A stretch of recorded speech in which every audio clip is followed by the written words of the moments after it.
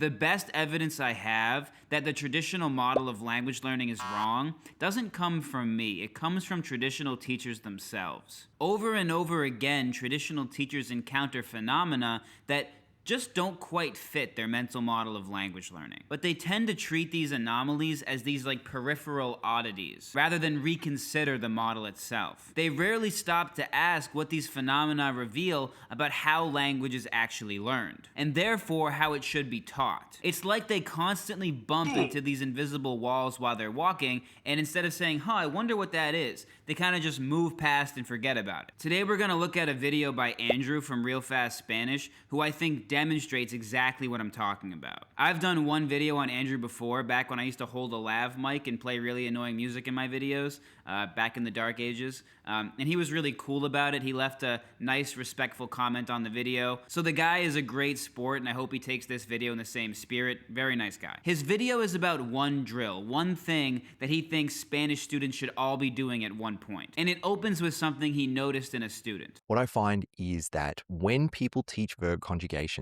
and our school and myself included, we often say, we take a verb like hablar, to speak, and we go hablo, hablas, habla, hablamos, hablan. So then when I test a student and I say, hey, how do you say they speak in Spanish? Sometimes the student will have to go through the whole sequence to get there. They'll have to go hablo, hablas, habla, hablamos, habla.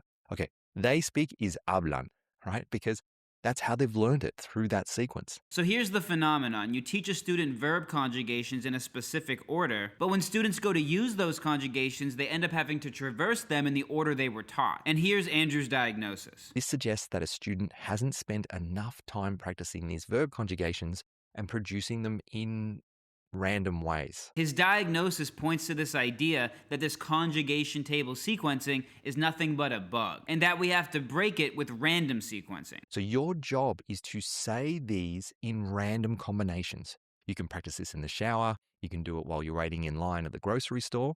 Then what we're going to do is repeat this drill for 5 common Spanish verbs. But I look at this phenomenon and say, look at what humans actually do when you give them a pattern. They don't seem to memorize pieces of the pattern like individual facts. They seem to memorize the pieces in relationship to one another. One verb conjugation seems to activate the next because that's the consistent order in which you've encountered them. Let me show you what I mean with 2 thought experiments. Tell me the letter in the alphabet that comes after the letter R. Do you know that off the top of your head, or do you have to sing your ABCs first to figure it out? Or have you ever noticed when a song comes on that you can't remember exactly how the verse starts, but when that verse actually begins, suddenly you remember all the words of the verse? Our experience suggests that nothing we learn is stored in isolation. Everything seems to be stored within the context in which it was encountered. And when that context gets activated, when you hear that song, or when you sing your ABCs, well, that allows you to access certain stored information that you really couldn't figure out in isolation. It's almost like context pulls information right to the front of your mind. And that's not a phenomenon we should just move past. We shouldn't just say, oh, well, that's weird, time to continue with traditional language learning study. We should say, why is that, and can we take advantage of that? The reason Andrew skips over this insight, in my opinion, is because he's operating from that traditional model of language learning that we're all taught in high school. Languages are fundamentally made from definitions and rules. If students hesitate, it's because they haven't practiced retrieving those definitions and rules quickly enough. If you start from that assumption, then anything that gets in the way of immediate access to a word or phrase is a bug that needs to be fixed. But there is another possibility. What if language isn't fundamentally stored as definitions and rules at all? What if it's stored the same way songs, the alphabet, and almost everything else in memory seems to be stored, as interconnected experiences that activate one another? What if what allows us to recognize and produce language isn't just having lightning fast recall, but the fact that what we're experiencing starts activating the language before we even have time to think? For instance, when someone sneezes next to you, you don't traverse every phrase in your head to try to find the words bless you. The sneeze itself makes that phrase available before you decide to say it. You don't calculate it, you recognize the situation. The act of sneezing pulls bless you to the front of your brain before you can even think. Now let's go back to Andrew's conjugation table. Under the associative model of language learning, I don't think, oh, well, that student accidentally grouped together all these conjugations. I think the student learned exactly what they were exposed to. The conjugation table issue isn't just some random anomaly. It's just an example of the brain learning through context. The brain kept hearing the same verb patterns over and over again in the same order across many verbs. O, as, a, amos, an. So what ended up happening is that O activates as activates a, and so on, because those endings have appeared together in that order again and again across countless verb variations. The issue is that instead of associating each verb ending with the situation that normally calls for them, someone talking about themselves, you being addressed, a group of people doing something, students who learned this way associated the verb endings with each other. That's why they have to run through them in sequence to access them. But as we see, that's not a glitch of the brain, that's a glitch of the input the brain was given. None of the students consciously tried to memorize the sequential ordering of the verb table. They did it automatically. Unconscious acquisition of patterns through input.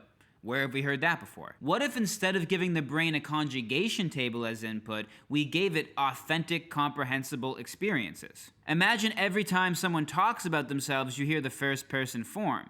Every time people talk about you, you hear the second person. Every time a group of people does something, you hear the they form. We would expect that those verb endings don't get connected to each other, but instead get connected to those experiences. And if that were to happen, then the student wouldn't have to practice random recall in the shower at all. They would simply be exposed to a situation in the same way the O ending activated the as ending.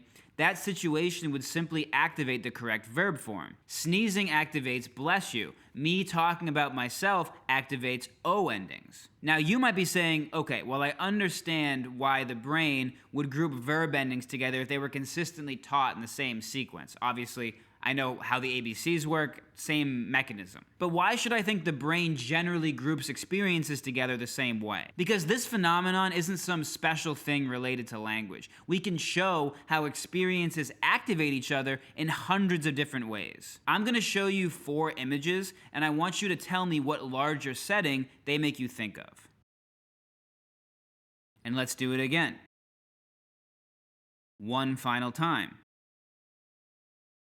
Notice what just happened. I never showed you a beach. I never showed you a classroom. I never showed you a hospital. I showed you a handful of completely separate objects, and your brain assembled them into one larger concept. And this is because your brain's natural state is to make associations between experiences. You see palm trees at the beach, palm trees get associated with beach. You see desks in a classroom, desks are now associated with classrooms. This is simply how the brain works. Andrew is so close to this insight. He's so close to, It seems like students are able to access language automatically when one part of a familiar pattern activates the next. So instead of trying to randomize recall, maybe we should teach verb endings through authentic contexts. But instead, he says the pattern is the problem, and we have to break it through randomization. But then we just replace the problem of associating verb endings with each other with the problem of associating verb endings with English translations. When you're in the shower doing lightning fast translation exercises,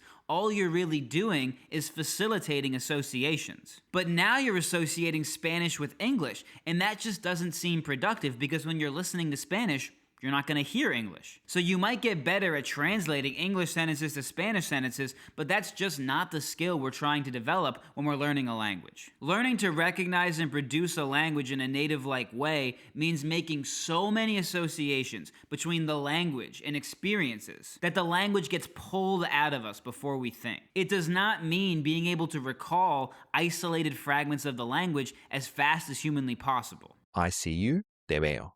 They see you, te ven. You see them, los ves.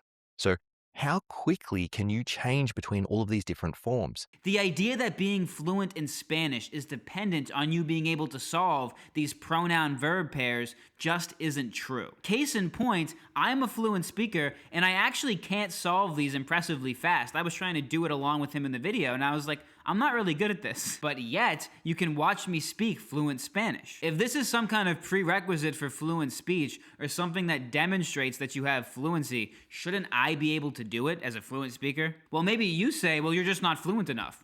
Fair enough. But what I want to argue is I don't even think we're good at doing this in our native language. We're simply not very good at turning abstract grammatical constructions into natural language in general. Because doing so requires us to focus on language mechanics that many of us don't have a strong conscious understanding of. Unless maybe we're linguists. If I gave you this prompt and asked you to construct an English sentence out of this, could you? He gave it to her. I'm asking you to speak English. If you're a native speaker, then it should be simple, right? No, because we don't experience language grammar at a rational level. Reasoning about how to translate those instructions into an English sentence is not something that native speakers naturally know how to do. Speed-based translation drills require you to be aware of language mechanics in a way that speaking and understanding just doesn't ask of you. You can find tons of reports from bilingual people who actually find translation between their two languages very difficult. But if I showed you a picture of a man giving something to a woman, you'd have no trouble saying, oh, he gave it to her. You wouldn't have to consciously identify a third-person singular masculine subject, nor a neuter direct object, nor a third-person singular feminine indirect object. I had to look all of that stuff up. The sentence itself isn't hard, but the way I asked you to access it is. And that's the point. In real life, language is pulled out of us by situations. In these drills, we strip the situation away and we ask people to reconstruct language from abstract mechanics instead.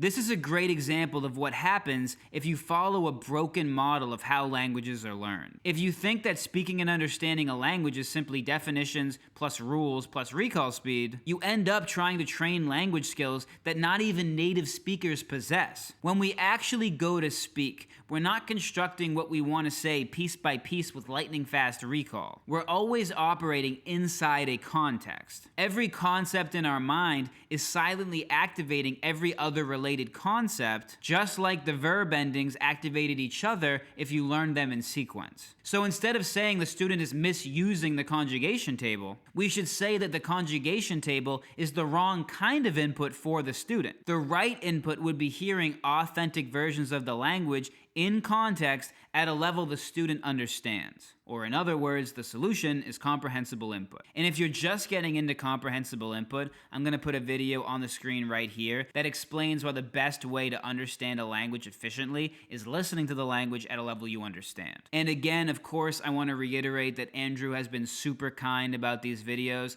This is not a personal attack against him. I think he's a really nice guy, and I actually would love to hear his thoughts on this. I will see you in the next video.